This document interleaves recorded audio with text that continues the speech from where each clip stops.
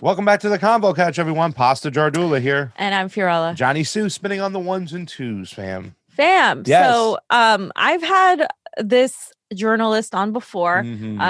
She's done a lot of work on Syria and on the Middle East, and of course was getting attacked by the BBC because the BBC is a beacon of truth and justice, as we know. Yeah. And so as she was completely just, dismantling the lies regarding the Syrian chemical attacks, she has this knowledge that as somebody that's also in the region, that is very necessary right now during these times. So we thought it'd be a great idea to bring on Vanessa Beeley to talk about what is happening in Syria, what's really, really happening. Thank you, Vanessa, for coming on. Hi, thanks for having me back on, and happy birthday. Hey, happy birthday. So I know it's I wanted to discuss this because I don't think that many people here that are actually trying to do real journalism or trying to do real commentary are very well aware of the intricacies. I mean, we still have a lot of progressives here that think the Syrian chemical attacks are real. And so we wanted to bring you on to talk about what just happened, because it took the Biden administration literally no time to begin dropping 36 bombs. days, fam. They practice a little caution and patience and whatnot. Yeah. No, I mean, it's 36 days. So 36 days, right? And then they stated that they bombed the facility used by, quote, Iranian-backed militias. And then later that evening, General Lloyd Austin stated that the U.S. bombed Shiite militias. So who exactly, Vanessa, did we bomb, and what role did they play in that region? Well, I mean, this is crazy. This was supposed to be a strike. How did they describe it? A preemptive self-defense strike, basically, which sounds so familiar to the Israeli justification for aggression against Syria, or, of course, against Gaza or Lebanon, of course. And so basically Biden or the administration and Pentagon were claiming that this was retaliation for the rocket attack on the Ain al-Assad base inside Iraq. And if you actually look at the map, it's around 500 kilometers away from the area that Biden targeted, which was actually inside Syria at a place called Al-Bukamal, which is in the northeastern corner of Syria on the border with Iraq. It's also worth pointing out that it's a very strategic crossing border between Syria and Iraq for trade and also for the protection of that border. It's protected by the PMU, the Popular Mobilization Forces or unit, which is an Iraqi military unit. It has some support from Iran, just to give some justification to the Pentagon's Iranian proxy narrative. But in reality, the PMU comprises of Sunni Muslim Yazidis, Christians. It's representative of Iraqi culture and society, basically.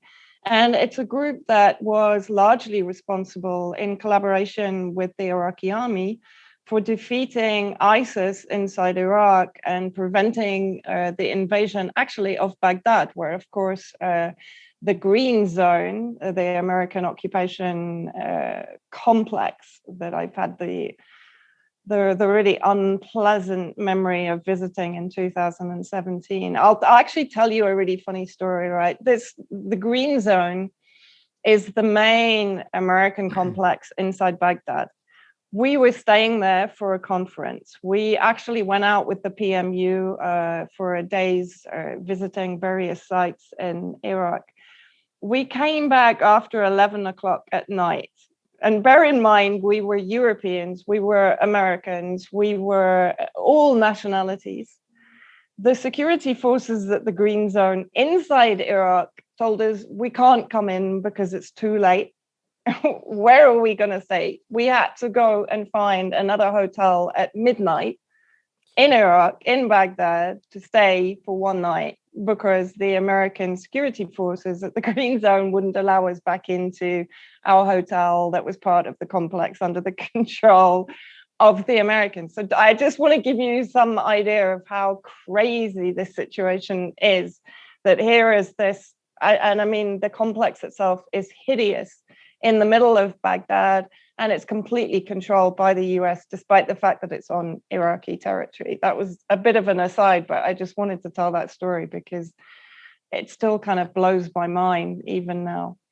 So basically, the story that they had killed or they had disabled, let's say, the ability of Iranian proxies to target US bases, that of course the Iraqi government or parliament has requested that the US remove all military occupation forces from inside Iraq. This narrative was basically not true. And if you look at the distance, I mean, I think it's 300 miles or around 500 kilometers to the actual point of attack against the US base in Erbil. It's clear that this was not a targeting of anyone that is a threat to a US military base. This was a targeting of Syrian territory on the border with Iraq to send a message to Damascus that the Biden administration is ramping up the aggression against Syria on the basis that there are Iranian proxies inside Syria. You know, this is the whole point. The whole rhetoric about the war with Iran, in my opinion, the US is not going to take on Iran directly, but what it will do is target Iranian proxies inside Syria because it doesn't want to admit defeat in Syria. So I think under Biden, we're going to see, as I said before, a ramping up of the aggression, the military aggression and the multi-spectrum aggression against Syria on this pretext. Vanessa, I also like to just point out really, really quickly, I think that we can also, the reason, you know, when you see General Lloyd Austin saying, oh, there was Shia militia, I think they're trying to program people to think that Shia militias are strictly Iranian militias. I mean, a lot of people don't realize that a lot of Shia militias do come out of Iraq, do they not?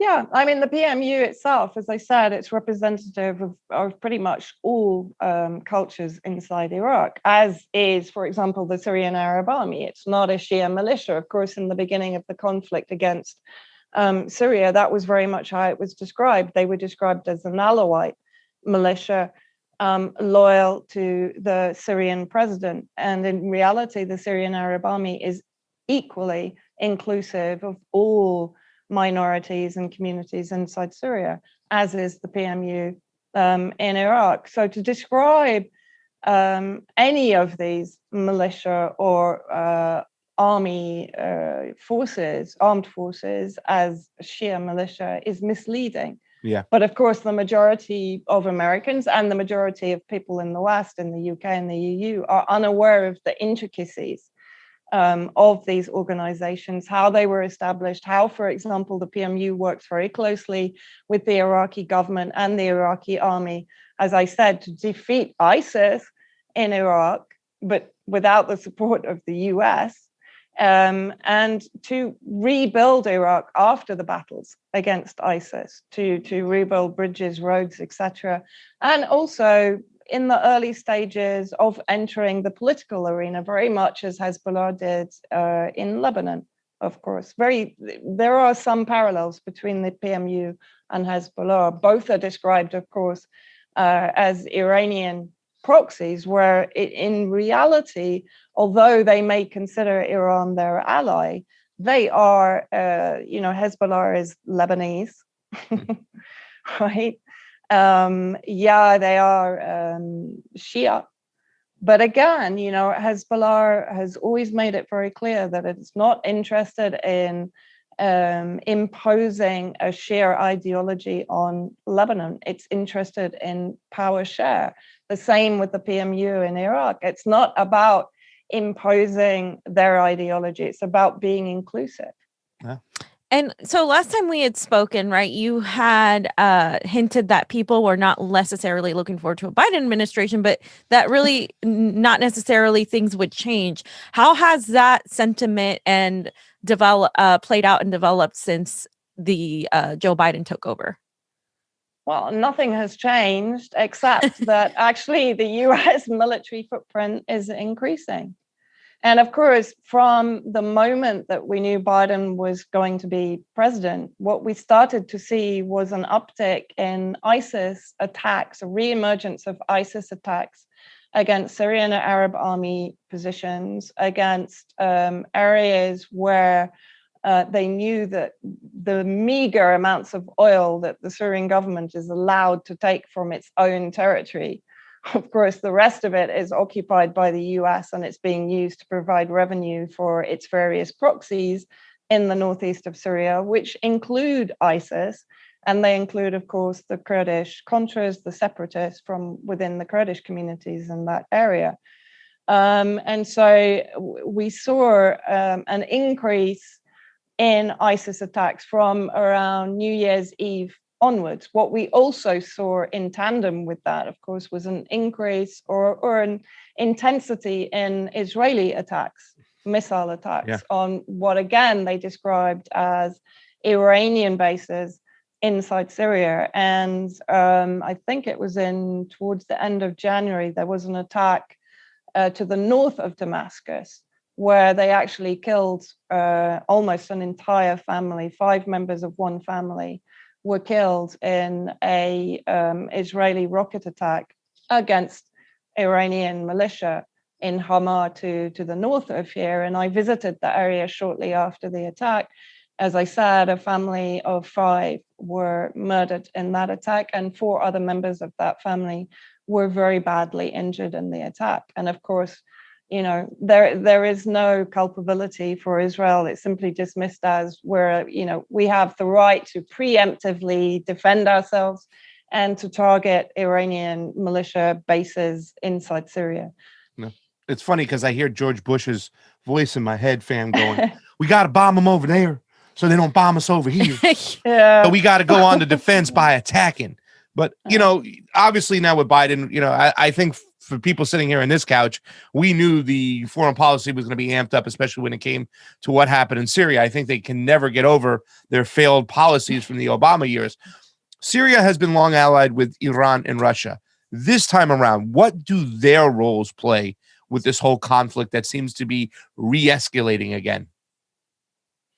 Well, of course, I mean, the interesting thing is that recently when we saw the kind of shift around of the American bases in the Northeast, that came immediately after the information that Russia was going to extend its airport on the eastern coast of Syria in Tartus to enable it to use planes that were capable of carrying nuclear weapons.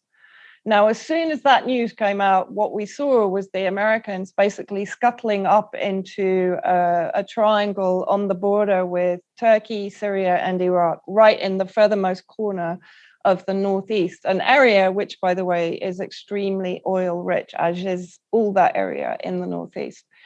And what we see at the moment, after the Biden attack, we've seen a response from Russia that is uncharacteristically impatient and irritable.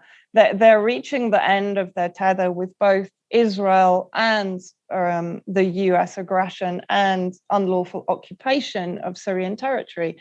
And you need to remember that America is not only occupying and increasing that occupation under Biden. I mean, this was quite funny.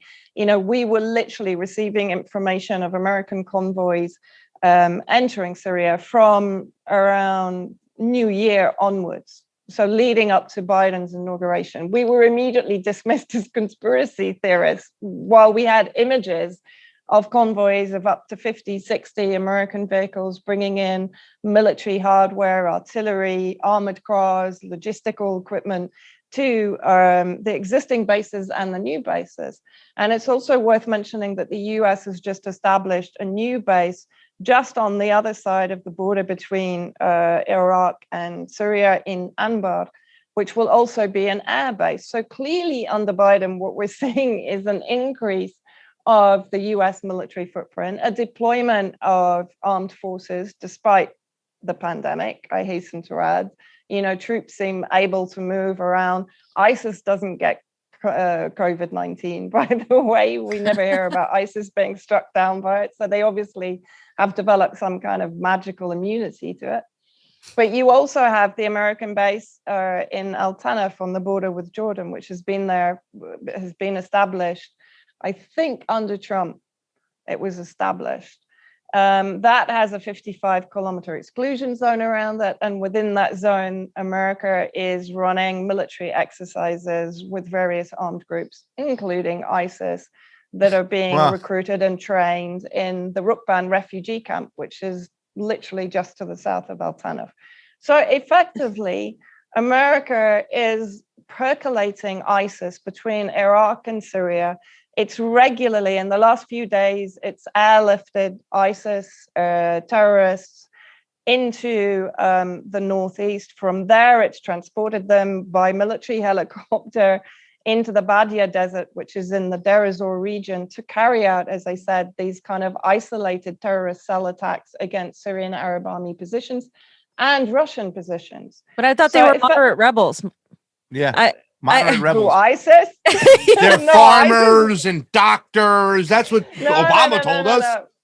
No, I mean, ISIS is the reason that America is there. Right? I mean, ISIS is the whole reason that America is in Syria, to defeat ISIS. But in reality, ISIS is just another rebrand of the whole American-produced terror concept, which has enabled them, of course, to carry out the war on terror, which is the war of terror, since 9/11. Right. And, Vanessa, a lot of Americans still don't know, a lot of the West in particular, but it's specifically Americans, since we're here in America, don't really know what sanctions are. Some of them are like, well, some sanctions are good, and they, it's not war. Can you explain to people how you've seen the population of the Middle East, in particular where you are right now, be affected by these sanctions? I mean, sanctions for me is it's criminal aggression. Sanctions never ever target what the US government and the UK government tell you they are targeting. They target human beings. They target the poorest of the poor. They target people that are already starving, are already struggling under military aggression.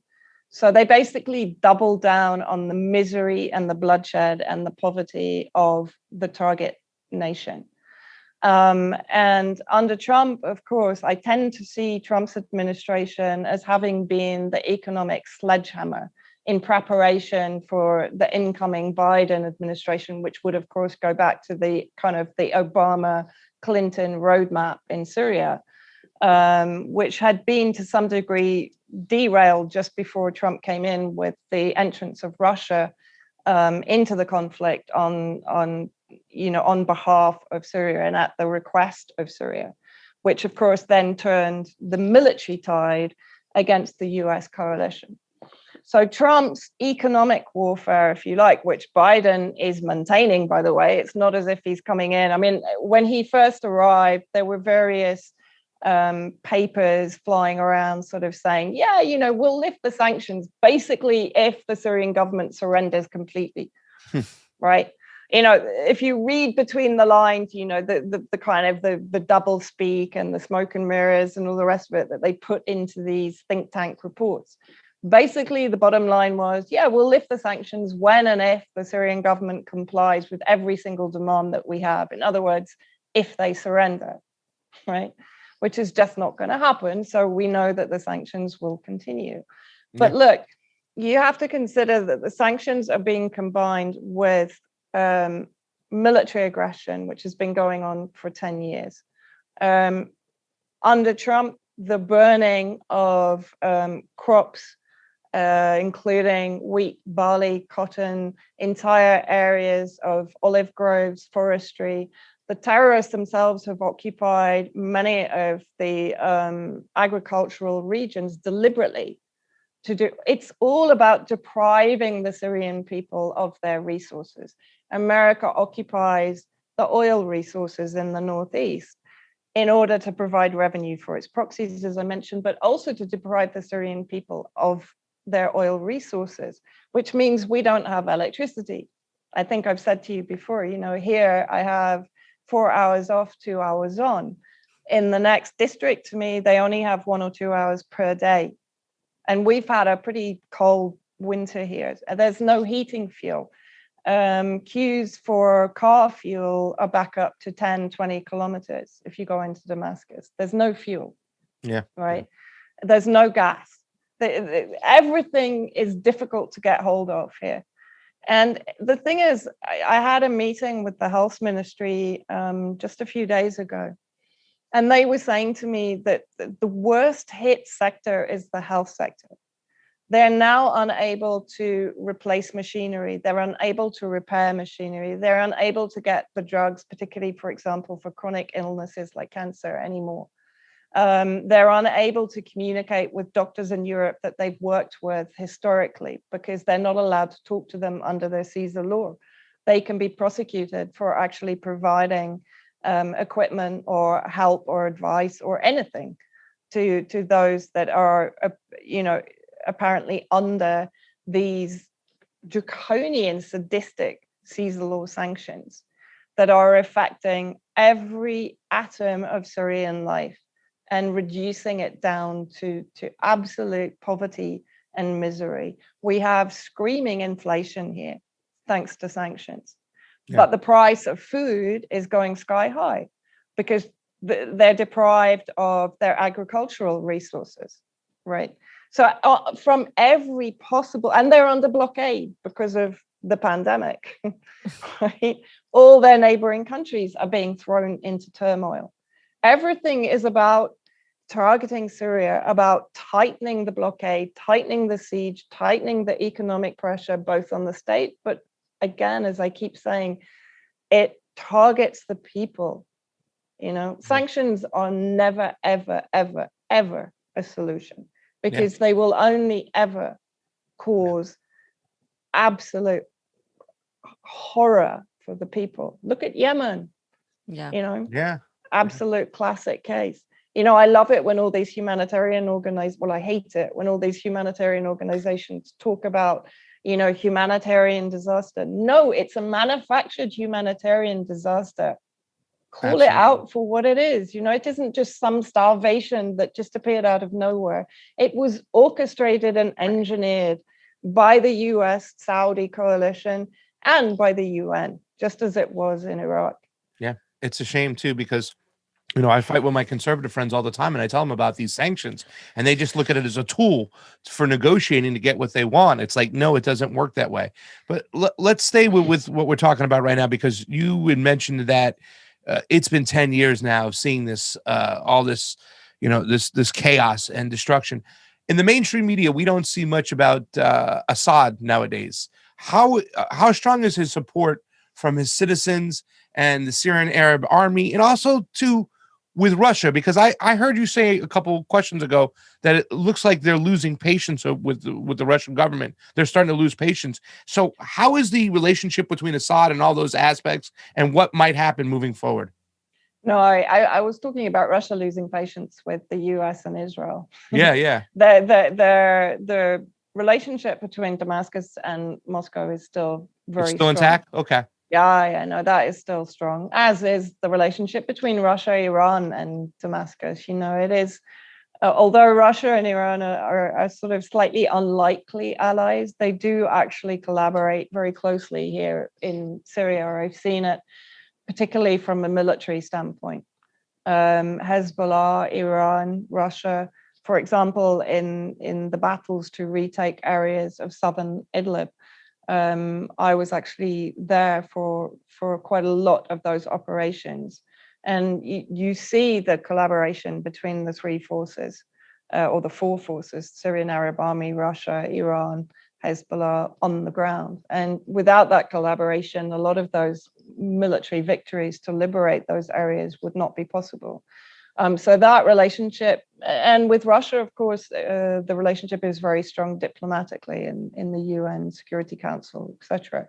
They collaborated very strongly over exposing the corruption at the OPCW that had retrospectively justified the UK, French, and US unlawful aggression against Syria in April 2018. For President Assad, his support is still extraordinarily strong. There are elections here in Syria in April, May, I think. the date, everyone keeps giving me different dates, but I think it's around April anyway. And so that also explains why I think there's going to be greater military aggression, multi-spectrum war pressure from the Biden administration to try and derail any victory for President Assad in the upcoming elections, because, that is just going to rub their nose in it. So what we're actually seeing is a kind of, I keep calling it a Milosevic operation against President Assad. There are now a number of legal cases coming to the forefront, particularly in the media. There was a recent case in Germany against an alleged former intelligence officer of the Assad government, who was convicted of torture. There is a case that has been rumbling along at the ICC. They've recently changed the prosecutor at the ICC to a British QC, Karim Khan, who has connections to the lawyers' chambers that are effectively trying to push the case against Assad. So we're kind of seeing all this pressure coming in from different angles: military, economic, legal, political, media. The media narratives are ramping up again under Biden. It's like everyone feels empowered. The media, the terrorist groups have been conducting attacks against Russian and Syrian positions again in southern Idlib. Turkey is starting to annex more territory. Do you know what I mean? It's like everyone feels, yay, like Biden's here. We can get back to normal. Yeah. The Kurds kind of felt betrayed by Trump. Now under Biden, they feel that they have someone who's going to take up their cause again. So it's like the whole war has actually been re-energized. Wow. Which is kind of, it's kind of scary for people here. Shit. Yeah, I can imagine that would be extremely scary. And that's why, voices like yours are valuable, but your voice has been under attack. I know you were banned on Twitter, and you've been persecuted by the state media propagandists at the BBC for your reporting on Syria. Do you think these people are scared, or and do you think some people now are seeing through their propaganda? Like, is that changing at all? I think we're seeing, and I kind of like to say this in a way, I think we're seeing desperation. Right. When the BBC has to publish a 7,000 word article to basically carry on the smear against me because the first smear didn't really work. It's to me, it's a sign of desperation. Jewish Chronicle has just contacted me with all the same questions that the BBC asked me. I'm like, what is wrong with you people? They're starting to look really tired because, people are bored of reading this stuff. For the last 4 years, it's been the same old rehash of smears against me.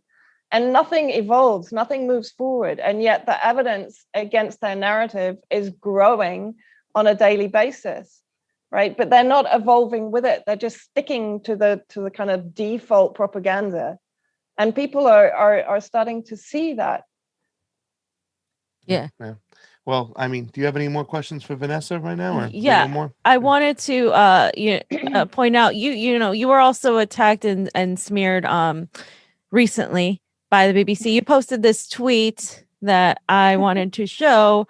On March 2nd, you said, "It appears that the BBC M16, I make no differentiation between the two, believe they would intimidate me by publishing an image of a car I drive in Syria. Below is an email I sent to Emma Rippon and Chloe Haji Mateo, and Ripon's reply, "You can judge for yourselves if this is targeted harassment." So they had posted that you're pro Assad, that you denied being pro Assad, and they posted a picture of your car. That is a little excessive. Can you talk about that a little bit? Yeah, I mean, basically, it is targeted harassment. And, right. If I had to speculate on this, I would say this was a British intelligence operation to intimidate me, using the BBC to put the message out there. As I explained to them, foreign nationals can't own cars here. So it's a car that I use that belongs to a friend of mine. And they've now put him at risk, because when they initially published the photo, they showed the full number plate, which then can be easily traced to the owner. So this is effectively like pointing a big finger and saying, this woman supports Assad. So if there are any terrorist cells in Damascus or the surrounding countryside, the potential is for targeting the car. For sure. I mean, I don't use the car when I go to Frontlines or because it would be a little bit too obvious. I use a taxi or another car. But this is a car that I use just for, running around and so on. So this was kind of extraordinary. And I made the point that, okay, if they're going to condemn me for using someone else's car, by the way, the majority of cars in Damascus have pictures of President Assad in the back of them. That's pretty standard procedure here. I struggle to find a car, even in this street, which is relatively quiet. 4 out of the 5 cars have pictures of President Assad in them. It's pretty standard here, right? So this was quite funny, actually. This was a funny part of it. But the other serious part of it is the BBC themselves have been filmed, particularly in 2013, BBC Panorama Saving Syria's Children, which has been forensically debunked as a staged event. But in that production, they were seen driving in a vehicle which had an ISIS banner in the back of it. So my point is, okay, if you're going to throw this one at me, that if I'm driving a car with a picture of the internationally recognized president of the government of this country, then I'm going to say to you, do you equally condemn your own producers for driving around in a car that has the insignia of an internationally recognized terrorist group? Yeah, exactly. This is ridiculous. I mean, this is insane now. We just say they're airlifting ISIS all over the place right now. But yeah, exactly. Yeah. Have you ever met Assad, by the way? Yeah, I met President Assad in 2016 when I actually came to Syria for the first time with the US Peace Council delegation. And again, this is hilarious. This is another way that they consistently try to smear me. We had our photo taken with President Assad and the whole delegation, but I happened to be standing next to the president. So they cut out everyone else from the delegation and shared this photo center page in the Sunday Times as me as an Assadist, because here I am standing next to the president. And when I describe this as my proudest moment, of course, they all regurgitate the smear. Oh, and I have explained to them, I said, of course, it was my proudest moment. I came to Syria to foment peace, not war. So why would I not be proud of that, right? I came as part of an American delegation, the first American delegation to come to Syria to actually try to understand what was happening here and to foster peace. Not to supply weapons to terrorists and to foster war, but to actually foster peace. So yeah, I am kind of proud of that. Wow. Well, Vanessa, thank you so much for coming on here and speaking with us and letting us know, because I didn't know some of the things you told us, like we didn't know that they were literally supplying all taking ISIS from in helicopter friendly rides like this. Still training them and this is and just quickly because this is really important, the US with UK financing is now establishing it's doubling the size of the ISIS holding camp in the northeast. So effectively, it's taking it from holding 5,000 ISIS fighters and their families to 10,000 under the control of the US-UK coalition, with the Kurds also controlling the camps. So this is a clear indication of Biden's policy, which will be to use this camp to blackmail both Russia and Damascus to potentially leak ISIS fighters out of the camp to carry out operations inside Syria. I mean, this is just extraordinary. And you also have to remember that there are ISIS fighters that are American, that are from the UK, that are from the EU, that are from all over the world, actually, that are being held and trained for sure and re-equipped in those camps. Yeah. So we're just going to see this escalate and escalate and escalate. Well, meet the new boss. Same as the old boss. Yeah. Vanessa, can you tell people where they can find your work and follow you on social media?